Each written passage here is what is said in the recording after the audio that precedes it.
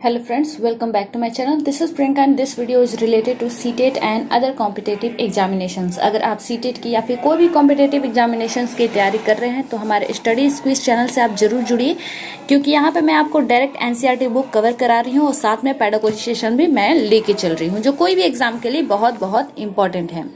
अगर आप इन वीडियोस के PDF फॉर्म चाहते हैं तो मुझे टेलीग्राम चैनल पे फॉलो कीजिए, वहाँ पे आपको टोटल वीडियोस मैं उपलब्ध करा देती हूँ। स्टडी क्विज आप वहाँ पे सर्च कीजिएगा, चैनल आपको मिल जाएगा। तो चूंकि मैं पेडागोजी सेशन भी लेके चल रही हूँ, इसलिए मैं आज के जो टॉपिक है उसके बारे में बात कर ले रही हूँ। स्क्रीन पर जो अभी आप देख रहे हैं ये है NCERT बुक क्लास 6 का पॉलिटी, और ये लेसन 6 है। इसके पहले के टोटल चैप्टर्स मैं कंप्लीट करा चुकी हूँ। क्लास 6 का हिस्ट्री, जियोग्राफी और हमारा साइंस भी कंप्लीट हो चुका है। अभी तक आपने मेरे वो वीडियोस नहीं देखे हैं तो प्लेलिस्ट पे जाइए, टोटल वीडियोस आपको मिल जाएंगे, वहां पे देख लीजिएगा। और वीडियो पसंद आए तो प्लीज इसे लाइक शेयर जरूर कीजिएगा। चैनल पे नए होंगे तो इसे सब्सक्राइब भी कर लीजिएगा। तो चलिए मैं स्टार्ट कर रही हूँ। मैं पहले ही बता दी आपको कि अगर मैं साथ में, चूंकि मैं लेके चल रही हूँ पेडागोजी सेशन, इसलिए मैं स्टार्टिंग से कराती हूँ और हम करेंगे शुरुआत यहाँ से। यहाँ पे जो इम्पोर्टेंट टॉपिक होगा सिर्फ मैं उसी को कवर कराऊंगी, जो एग्जाम के पॉइंट ऑफ व्यू से इम्पोर्टेंट नहीं होगा मैं उसे स्किप करते जाऊंगी। अगर आपको खुद समझने की जरूरत है तो आप जो PDF डाउनलोड कीजिएगा वहां से देख लीजिएगा, या फिर स्क्रीनशॉट फिलहाल आप लेते जाइएगा। तो चलिए स्टार्ट करते हैं। भारत में 6 लाख से अधिक गांव हैं। उनकी पानी, बिजली, सड़क आदि की जरूरतों को पूरा करना कोई आसान काम नहीं है। इसके अलावा जमीन के दस्तावेजों का रख रखाव करना पड़ता है और आपसी विवादों को भी निपटाने की जरूरत पड़ती है। इन सब की व्यवस्था के लिए गांव का प्रशासनिक ढांचा होता है। इस पाठ में हम 2 ग्रामीण प्रशासनिक अधिकारियों के काम के बारे में थोड़े विस्तार से पढ़ेंगे। क्योंकि ये लाइन इसलिए दी गई रहती है, ये पेडागोजी सेशन के लिए इम्पोर्टेंट है कि किसी पाठ के स्टार्ट में ये लाइनें कुछ दी रहती हैं, इसलिए इससे शिक्षक को भी समझ में आता है कि हमें चैप्टर में क्या पढ़ाना है, और थोड़ा सा रिकॉल जो है वो बच्चों को भी मिल जाता है। तो इससे रिलेटेड पेडागोजी सेशन में आ सकते हैं क्वेश्चन में, कि सीटेट में खासतौर पर मैं बता रही हूँ कि क्वेश्चन ऐसे आ सकता है कि कोई भी पाठ की शुरुआत में कुछ लाइनें दी रहती हैं, उन लाइन को देने का उद्देश्य क्या है। तो उद्देश्य हमारा 2 ही बनता है, टीचर को पता चल जाता है कि हमें क्या पढ़ाना है, और बच्चों को भी थोड़ी बहुत रिकॉल मिल जाती है कि इस चैप्टर में हमें पढ़ना क्या है। तो चलिए स्टार्ट करती हूँ मैं। ये हमारे लिए इम्पोर्टेंट नहीं है, छोटी मोटी एक स्टोरी दी गई है। अगर आपको इच्छा है पढ़ने की तो आप इसे स्क्रीनशॉट ले लीजिए। मैं आगे बढ़ा रही हूँ, हम चलेंगे वहां पे जहां हमारे लिए इम्पोर्टेंट है। तो मैं आपको डायरेक्ट ले आती हूँ यहाँ पे। इनसे काफ़ी सीटेड में क्वेश्चंस आ चुके हैं, इसलिए इसे आप स्क्रीनशॉट फिलहाल ले लीजिए, या फिर पेन और कॉपी लिए होंगे तो उसे नोट कर लीजिएगा। हर पुलिस थाने का एक कार्य क्षेत्र होता है जो उसके नियंत्रण में रहता है। मतलब हर एक पुलिस का जो थाना होता है, आप ऑलरेडी ये सब जान रहे होंगे आई होप, उनका अपना एक क्षेत्र बटा रहता है। हर एक थाने की अपनी अपनी क्षेत्र होती है। लोग उस क्षेत्र में हुई चोरी, दुर्घटना, मारपीट, झगड़े आदि की रपट उसी थाने में लिखवा सकते हैं। यानी जिस क्षेत्र में वे सब हुए हैं, जैसे दुर्घटना हुई है, मारपीटें हुई हैं, वे अपने क्षेत्र के जो थाने होते हैं उसमें ही रपट लिखवाया कर, दूसरे क्षेत्र के थाने में वो लोग रपट नहीं लिखवा सकते। यह वहां के थानेदार की जिम्मेवारी होती है कि वह लोगों से घटना के बारे में पूछताछ करे, जांच पड़ताल करे और अपने क्षेत्र के अंदर के मामलों पर कार्रवाई करे। तो ये इंपॉर्टेंट है, इससे क्वेश्चन आ चुके हैं सीटेड में। अब हम लोग आते हैं यहाँ पे। चूंकि स्टोरी दी गई है तो स्टोरी हमारे लिए इम्पोर्टेंट नहीं है, बच्चों की बुक है, इसलिए स्टोरी द्वारा उन्हें समझाने की कोशिश की गई है। अब आती हूँ मैं यहाँ पे। अगर आपके घर में चोरी हो जाती है तो आप किस थाने में जाकर अपनी शिकायत दर्ज करवाएंगी? ठीक है, यहाँ पे देखिए, यहाँ पे करवाएंगी यानी यहाँ पे स्त्रीलिंग का बोध इस NCERT बुक में कराया गया है, इसलिए ताकि लड़कों और लड़कियों में भेदभाव न हो। इसलिए NCERT बुक अब पुरुषों की तरह शब्द इस्तेमाल न करके स्त्री की तरह शब्द इस्तेमाल कर रहा है। मोहन और रघु के बीच में किस बात को लेकर विवाद हुआ था? इस चैप्टर में जो पढ़ाया गया स्टोरी उसके बारे में पूछ रहा है। मोहन को रघु से झगड़ा करने में डर क्यों लग रहा था? कुछ लोगों ने कहा कि मोहन को पुलिस थाने में मामला दर्ज करवाना चाहिए, जबकि कुछ ने ऐसा करने से मना किया। लोगों ने अपनी राय के लिए क्या तर्क दिए, ठीक है, ये भी इम्पोर्टेंट खास नहीं है। पुलिस थाने में होने वाले काम, चूंकि ये स्टोरी के माध्यम से समझाई गई है, लेकिन मैं आपको डायरेक्ट यहाँ पे लाती हूँ। तो चलिए हम लोग स्टार्ट करते हैं यहाँ से। जमीन को नापना और उसका रिकॉर्ड रखना पटवारी का मुख्य काम होता है। क्वेश्चन में आ सकता है कि जमीन को नापना और रिकॉर्ड रखना किसका मुख्य काम होता है, तो वो होता है पटवारी का। इसको आप नोट डाउन कीजिएगा, बहुत बहुत इंपॉर्टेंट है। घुमा घुमा के सीटेट में पूछता है, इसलिए बहुत कंफ्यूजन हो जाती है। अलग अलग राज्यों में इनको अलग अलग नाम से जाना जाता है। इनके कई नाम हैं, उसको भी नोट डाउन कीजिएगा। हो सकता है आपको पटवारी न दे के लेखापाल दे सकता है, कहीं कर्मचारी, कहीं ग्रामीण अधिकारी भी दे सकता है, इसलिए इसको नोट डाउन करते जाइएगा। तो चलिए मैं बारीकी से एक बार फिर से स्टार्ट कर दे रही हूँ। जमीन को नापना और रिकॉर्ड रखना पटवारी का मुख्य काम होता है। अलग अलग राज्यों में इनको अलग अलग नाम से जाना जाता है, कहीं पटवारी, कहीं लेखापाल, कहीं कर्मचारी, कहीं ग्रामीण अधिकारी, तो कहीं कानूनगो कहते हैं। हम यहाँ जमीन के लेखा जोखा रखने वाले कर्मचारी के लिए पटवारी शब्द का इस्तेमाल कर रहे हैं। प्रत्येक पटवारी कुछ गांवों के लिए जिम्मेदार होते हैं। अगले पृष्ठ पर दिए गए नक्शे और उनके अनुसार बने खसरे यानी रजिस्टर के विवरण को देखिए। यह पटवारी द्वारा रखा गया गांव के लोगों की जमीन के रिकॉर्ड का एक हिस्सा है, जिसे हम खसरा कहते हैं। आमतौर पर पटवारियों के पास खेत नापने के अलग अलग तरीके होते हैं। कई जगहों पर वह एक लंबी लोहे की जंजीर का इस्तेमाल करते हैं, इसे जरीब कहते हैं। इसको भी नोट डाउन करते जाइएगा, स्क्रीनशॉट फिलहाल ले लीजिएगा, मैं छोटा लास्ट में कर दूंगी। ऊपर दी गई कहानी में पटवारी मोहन और रघु के खेतों को नापकर यह देख सकता था कि वह गांव के नक्शे से मेल खाता है कि नहीं। अगर वह नक्शे से मेल नहीं खाता तो उसका पता चल जाता कि मेड़ खिसका कर खेत की सीमा में बदल गई है। पटवारी किसानों से भूमि का भी कर इकट्ठा करता है, इसको भी नोट डाउन कीजिएगा, और सरकार को अपने क्षेत्र में उगने वाली फसलों के बारे में जानकारी देता है। तो पटवारी का कार्य क्या है यहाँ पे दिखाया गया है, स्क्रीनशॉट ले लीजिएगा। यह काम वह अपने रिकॉर्डों के आधार पर करता है, इसलिए जरूरी है कि वह उनको समय समय पर दुरुस्त करता रहे। किसान कई बार फसल बदल देते हैं, कुछ और उगाने लगते हैं, या कोई कहीं कुआं खोद लेता है। इन सब का हिसाब रखना सरकार के राजस्व विभाग का काम होता है, इसलिए विभाग के वरिष्ठ लोग इस काम का निरीक्षण करते हैं। भारत में सभी राज्य जिलों में बंटे हैं। जमीन से जुड़े मामलों की व्यवस्था के लिए इन जिलों को और भी छोटे खंडों में बांट दिया जाता है। जिले के ऊपर उपखंडों को कई नामों से जाना जाता है, तालुका इत्यादि। इन सबको स्क्रीनशॉट लेते जाइएगा। फिलहाल सबसे ऊपर जिला अधिकारी होता है, उसके नीचे तहसीलदार।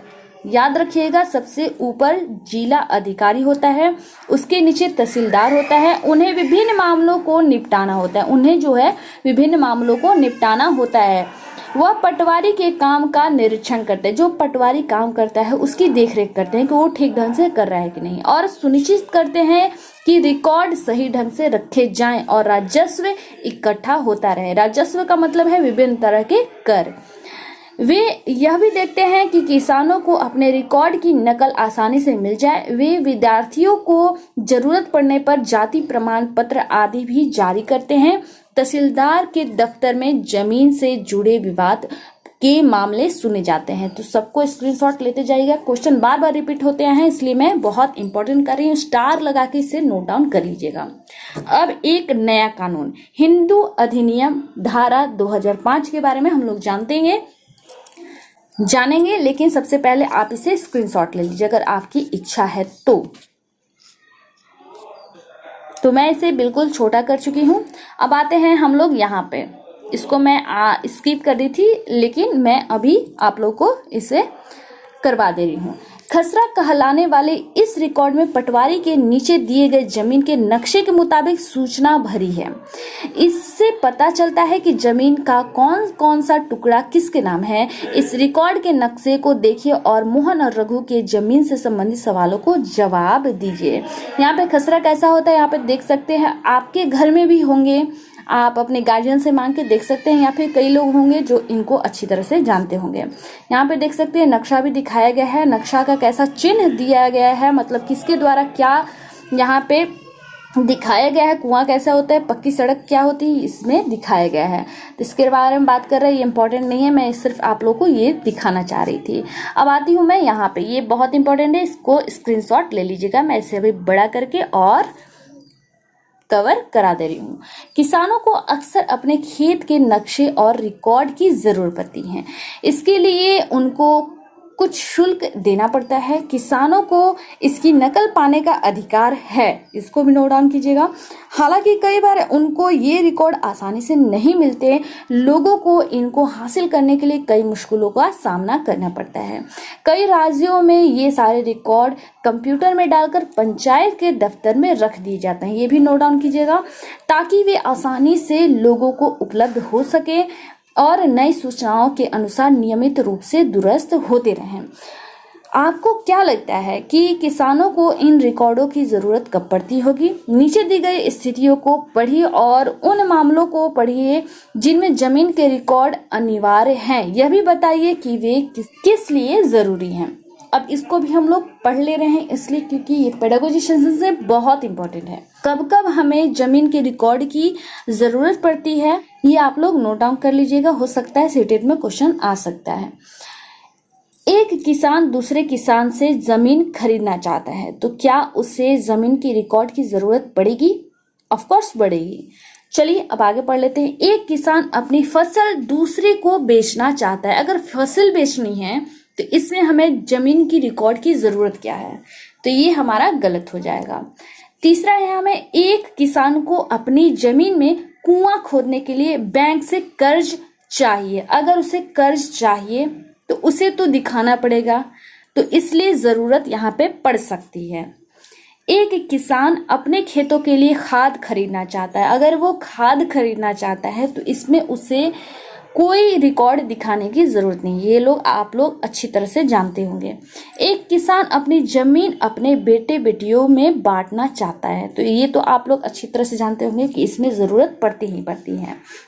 चलिए अब हम लोग आ जाते हैं एक नया कानून हिंदू अधिनियम धारा 2005 के बारे में पढ़ लेते हैं। जब हम उन किसानों के बारे में सोचते हैं जिनके पास जमीन है, तो आमतौर पर हमारे ध्यान में पुरुष होते हैं। महिलाओं की हैसियत खेतों में काम में एक मददगार भर मानी जाती थी। उनके बारे में जमीन के मालिक के रूप में कभी नहीं सोचा जाता था। अभी तक कई राज्यों में हिंदू औरतों को परिवार की जमीन में हिस्सा नहीं मिलता था। पिता की मृत्यु के बाद जमीन बेटों में बांट दी जाती थी। हाल ही में यह कानून बदला गया है। नए कानून के मुताबिक बेटों बेटियों और उनकी मां को जमीन में बराबर हिस्सा मिलता है। यह कानून सभी राज्यों और केंद्र शासित प्रदेशों में लागू है। इस कानून से बड़ी संख्या में औरतों को फायदा हुआ है। उदाहरण के लिए सुधा एक खेतिहर परिवार की सबसे बड़ी बेटी है। वह शादीशुदा है और पास के गांव में रहती है। अपने पिता की मृत्यु के बाद सुधा अक्सर खेती के काम में मां का हाथ बटाने आती थी। उसकी मां ने पटवारी से कहा कि जमीन पर अब बेटों के साथ साथ उसका और दोनों बेटियों का नाम भी रिकॉर्ड में आ जाए। सुधा की मां बड़े आत्मविश्वास के साथ छोटे बेटे और बेटी की मदद से खेती का काम संभालती हैं। सुधा भी इस निश्चिंतता में जी रही है कि जरूरत पड़ने पर वह अपने हिस्से की जमीन से काम चला सकती है। अन्य सार्वजनिक सेवाएं के बारे में हम लोग जान लेते हैं। अन्य सार्वजनिक सेवाएं एक सर्वेक्षण। इस पाठ में हमने सरकार के कुछ प्रशासनिक कार्यों के बारे में पढ़ा, खासकर ग्रामीण क्षेत्र के संदर्भ में। पहला उदाहरण कानून व्यवस्था बनाए रखने में था और दूसरा जमीन के अभिलेखों की व्यवस्था के बारे में। पहले मामले में हमने पुलिस की भूमिका का परीक्षण किया और दूसरे में पटवारी का भूमिका का। इनके काम का विभाग के अन्य लोगों द्वारा निरीक्षण किया जाता है, जैसे पुलिस अधीक्षक या तहसीलदार। हमने यह भी देखा कि लोग कैसे इन सुविधाओं का इस्तेमाल करते हैं और उन्हें किस तरह की समस्याएं आती है। इन सेवाओं का उपयोग कानून के अनुसार होना चाहिए। आपके संभवतः सरकार के अन्य विभागों द्वारा दी जा रही सार्वजनिक सेवाओं को देखा होगा। अपने गांव या क्षेत्र में दी जा रही सार्वजनिक सेवाओं की एक सूची बनाइए। दूध उत्पादन समिति, राशन की दुकान, बैंक, पुलिस थाना, बीज और खाद के लिए कृषक समिति, डाक बंगला, आंगनबाड़ी, बालवाड़ी, सरकारी स्कूल, प्राथमिक स्वास्थ्य केंद्र, अस्पताल इत्यादि। 3 सार्वजनिक सेवाओं पर जानकारी इकट्ठा कीजिए और अपनी अध्यापिका के साथ चर्चा कीजिए। इनकी कार्य प्रणाली को कैसे सुधारा जा सकता है। आपके लिए एक उदाहरण आगे दिए जा रहे हैं। तो यहाँ पे एक चीज नोट डाउन कीजिएगा, मैं इसीलिए इसको आप लोगों को कवर कराई हूँ कि ये सार्वजनिक सेवाएं जितनी यहाँ पे दी गई हैं, इसको सीटेट में दे के पूछ सकता है कि इनमें से कौन सी सार्वजनिक सेवाएं हैं, या फिर अलग ऑप्शन दे के उसमें ये भी पूछ सकता है कि इनमें से कौन सी सार्वजनिक सेवाएं नहीं हैं। इसलिए मैंने आपको ये कवर किया, स्क्रीनशॉट ले लीजिएगा। आते हैं हम लोग अभ्यास पे। इसको आप जरूर कीजिएगा, मैं हर एक वीडियो में बोलती हूँ, इसको आपको जरूर करना है, इसलिए कि रिकॉल है। इसको करने से जो आप चैप्टर में पढ़ चुके हो, जो ध्यान में नहीं आया या जो आप उसको नोट नहीं कर पाए, तो आपको ये करना पड़ता है। तो ये था आज का चैप्टर जो हो गया है यहीं पे समाप्त। तो वीडियो पसंद आता है तो प्लीज इसे लाइक शेयर जरूर किया कीजिएगा। कमेंट में बताइएगा जरूर वीडियो कैसे लगा। और चलिए मिलती हूँ नए वीडियो में नई जानकारी के साथ। धन्यवाद।